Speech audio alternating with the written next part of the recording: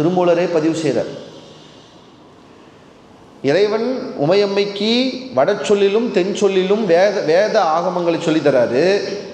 அதை நந்தியம்பெருமான் வாங்கிக்கிறாரு. நந்தியம்பெருமான் இப்போ ஒரு 8 பேருக்கு அதை சொல்லி கொடுக்குறாரு. அந்த 8 பேர் யாருங்க? முதல்ல ஒரு 4 பேர் உங்களுக்கு நல்லா தெரியும். எந்த கோயிலுக்கு போனாலும் தெற்கு நோக்கி ஒருவர் இருப்பார். யார் அது? தட்சணாமூர்த்தி. அவருக்கு பேர் என்ன தெரியுமா? தமிழில் தென்முக நம்பின்னு பேர். நம்ம தமிழ் நாட்டை பார்த்தபடி இருக்கிற முகம் அது. அந்த முகமே என்ன? ஞானத்தின் முகம்.